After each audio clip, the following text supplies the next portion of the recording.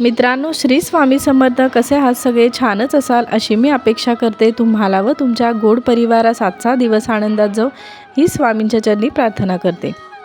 मित्रांनो, गाय वासरू नसल्यास अशी करा पूजा किंवा वसुबारसेला काय करावे, काय करू नये, नैवेद्य याबद्दल मी तुम्हाला संपूर्ण माहिती सांगणार आहे. खूप महत्त्वाची माहिती आहे आणि व्हिडिओ पाहत असताना गोमाता की जय असे जरूर लिहावे. 9 नोव्हेंबर 2023 गुरुवारी या दिवशी गोवत्स द्वादशी आणि रमा एकादशी आली आहे. हा खूप शुभ संयोग आला आहे. वसुबारसपासून दिवाळीची पहिली सुरुवात होते. दिवाळीचा पहिला दिवा लावायचा आहे आपल्याला. गाईचे महत्त्व, वसुबारस का करावे हे मी तुम्हाला प्रथम सांगते. मित्रांनो, प्राचीन काळापासून हिंदू लोक गाईला पवित्र मानत आले आहेत. गाईच्या ठिकाणी 33 कोटी देव असतात असे मानले जाते. तिला गोमाता म्हणतात. तिची उपयुक्तता ओळखूनच प्राचीन काळापासून तिची पूजा करण्याची प्रथा पडली आहे. गाईच्या थोरवीमुळेच राजा दिलीप आणि भगवान श्रीकृष्ण यांनी गो सेवा केली. श्रीकृष्णाने तर स्वतःला गोपाल म्हणून घेतले. आपण अनेक प्रसंगी दान करीत असतो, त्यात गोदान हे सर्वश्रेष्ठ दान मानले आहे. मित्रांनो, ज्याच्या घरी गाय तेथे विठ्ठलाचे पाय असे संत तुकाराम महाराजांनी म्हटले आहे. तसेच श्री स्वामी समर्थ सेवा केंद्रातून जेव्हा दुःखी व्यक्तींना सेवा कार्यक्रम दिला जातो ना, तेव्हा त्यात मुख्यतः पंचगव्य यावर अधिक भर दिला जातो. पंच म्हणजे 5, गव्य म्हणजे गाय. पंचगव्य म्हणजे गायीपासून मिळणाऱ्या 5 वस्तू. त्यात गायीचे दूध, दही, तूप, शेण, गोमूत्र. पंचगव्याने आंघोळ करणे व पोटात घेणे हे अत्यंत महत्त्वाचे आहे. मित्रांनो, घरात लक्ष्मीचे आगमन व्हावे या हेतूने या दिवशी संवत्स धेनूची पूजा करतात. वसू म्हणजे द्रव्य, धन, त्यासाठी असलेली बारस म्हणजे द्वादशी.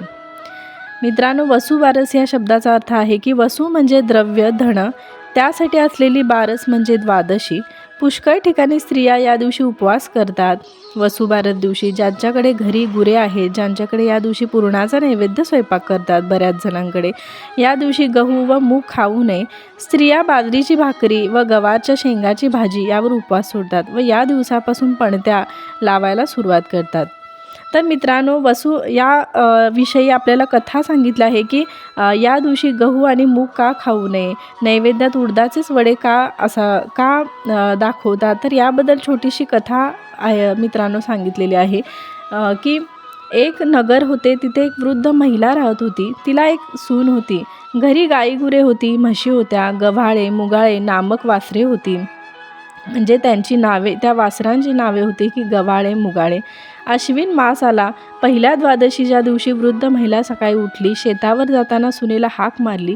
मुली इकडे ये. सून आली.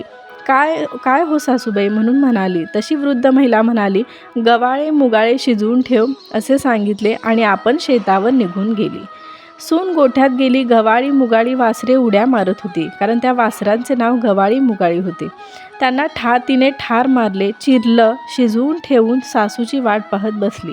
दुपार झाली तशी सासू घरी आली. सुनेने पान वाढले. सासूने पाहिले तर तांबडे मांस दृष्टीस पडले.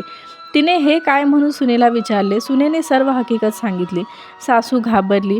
न समजता चुकी घडली म्हणून तशीच उठली. देवापाशी जाऊन बसली. प्रार्थना केली. देवा देवा, सुनेच्या हातून अपराध घडला.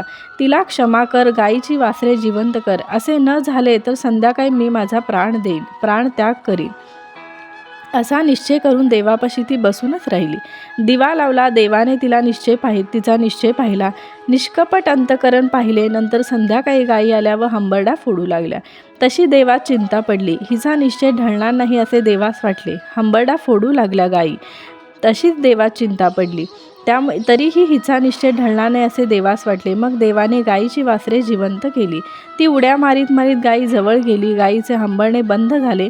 वृद्ध महिलेला आनंद झाला. सुनेला आनंद झाला. नंतर वृद्धेने गायी गोरांची पूजा केली. स्वयंपाक करून नैवेद्य दाखवला. म्हणून या दिवशी नैवेद्यात गायीला उडदाचे वडे खावयास देतात. यापूर्वी दिवाळीच्या आगमनाची तयारी सगळीकडे असते. घर गोठे स्वच्छ केलेले असतात. सगळीकडे आनंदी वातावरण असते. शेतावर शेतीची इतके दिवस राखणीसाठी गेलेली गाय आपल्या बछड्यासह वसुबारसेला संध्याकाळी परत येणार असते. तेव्हा तिचे स्वागत करूनच तिच्या मागोमाग येणाऱ्या वासराला दिवाळीच्या वसुबारसेला उंबरठ्यात ओवाळून घरात घ्यायचं असते. शेती कामात मदत करणाऱ्या सर्व जनावरांविषयी भारतीय संस्कृतीला प्रेम आहे. गाय तर कुटुंबातीलच एक सदस्य आहे. गाय ही लक्ष्मी आहे, लक्ष्मीचे रूप आहे. घरातले अखंड मातृत्व म्हणजे गाय. आईसारखीच मायाळू, सोशिक, तसेच वासराला गुंजारून बोलणारं तिचं हंबरणं ऐकलं की कुणाच्याही हृदयात वात्सल्य दाटून यावं. अशा गोमातेने पूजन तिच्या वासरासह या दिवशी करायचे असते. या दिवशी दूध आणि दुग्धोत्पन्न पदार्थ आहारात घ्यायचे नाही. कामधेनूचे रूप आपल्या घरच्या गायीत पाहून तिची पूजा करायची. वसुबारसेपासून तुम्ही घराच्या उंबऱ्यामध्ये गायीची पावले म्हणजे गोपद्म, लक्ष्मीची पावले काढावी. तुम्ही रोजच रांगोळी काढत असाल हे माहिती आहे, पण ज्या कोणी महिला रांगोळी काढत नसेल किंवा काही महिला नोकरीनिमित्त बाहेर जात असेल, गडबड होत असेल, तर तुम्ही वसुबारसेपासून रांगोळी काढा. रांगोळी आपल्या दारात असणे म्हणजे हे शुभ लाभाचे प्रतीक आहे. लक्ष्मी ही आपल्या घरी गायीच्या पावलांनी येते, त्यामुळे उंबरठ्यात गोपद्म जरूर काढावे, हळदी कुंकू व्हावे. यामुळे आपल्या घरात लक्ष्मी आपोआप येते. तुमच्या देवघरात जर गाय वासरूची मूर्ती नसेल तर ती वसुबारसेपर्यंत गाय वासरूची मूर्ती जरूर घेऊन या, कारण गावी साक्षात गाय वासरूंची पूजा केली जाते, पण शहराच्या ठिकाणी हे सहज शक्य नसते. त्यामुळे आपल्या घरात गाय वासरूची एक पितळेची छानशी मूर्ती तुम्ही घेऊन या. या दिवशी गाय वासरूच्या मूर्तीचा जर तुम्ही हा दिवस खूप महत्त्वाचा आहे गाय वासरूची मूर्ती आणण्यासाठी, तर या दिवशी आपण गाय वासरू ज्यांच्याकडे असेल किंवा ज्यांनी नवीन मूर्ती आणली असेल त्यांनी या दिवशी गाय वासरूला अभिषेक घालायचा आहे. दुधाने, जलाने अभिषेक घालावा, हळदी कुंकू व्हावे, अष्टगंध लावावे, धूप दीप फुले वाहून गाई वासरासहित सर्व देवांची पूजा करावी. तुम्ही जर गोशाळेत जरी गेला तर गाईला हिरवा चारा दान करा, तेवढेच पुण्य तुमच्या पदरी पडेल. गाईची पूजा झाल्यानंतर आपल्याला पुढील श्लोक म्हणायचा आहे. क्षीरोदार्णवसंभूते सुरासुर नमस्कृते सर्वदेवमये मातृगणार्घ्य नमोस्तुते. हा मंत्र आपल्याला म्हणत पूजा करायची आहे. मी परत एकदा म्हणते. क्षीरोदार्णवसंभूते सुरासुर नमस्कृते सर्वदेवमये मातृगणार्घ्य नमोस्तुते. याचा अर्थ असा आहे की क्षीरसागरातून जन्मलेल्या सूर असुरांना वंदनीय ठरलेल्या जिच्या शरीरात सर्व देवता आहेत, हे माते, हा आमचा पूजनाचा अर्घ्य घे, तुला नमस्कार असो. हा ह्या श्लोकाचा सुंदर अर्थ आहे. तर हा श्लोक म्हणून आपली पूजा पूर्ण करायची आहे. हिंदूंना अत्यंत पवित्र अशी गायीची उत्पत्ती ऋग्वेदानुसार अंगिरस ऋषीने आपल्या तपश्चर्येच्या बळावर केली आहे. गाय ही अमृताची नाभी, देवांचे पूजन करण्याचे साधन, रुद्राची माता, वसूची माता व आदित्यची बहीण आहे, असे ऋग्वेदात सांगितले आहे. आदिती वेदिकांच्या परमपुण्य देवीला गाय म्हटले जाते, म्हणून देवांना गोजात म्हटले जाते. गाय ही प्रत्यक्ष आदित्य आहे, म्हणून ती अवध्य आहे असे आवर्जून सांगितले आहे. तर त्यानंतर संपूर्ण आपली पूजा झाल्यानंतर वसुबारसे दिवशी आपल्याला पूजेपुढे बसून, देवापुढे बसून गीतेचा 15वा अध्याय आपल्याला वाचायचा आहे. श्रीसूक्त प्राकृत संस्कृत आपल्याला वाचायचं आहे. तुम्ही एकदा वाचू शकता, दोनदा वाचू शकता, आपल्याला जेवढे वाचणे शक्य होईल तेवढ्या वेळा वाचू शकता. विष्णू मंत्र आपल्याला म्हणायचा आहे.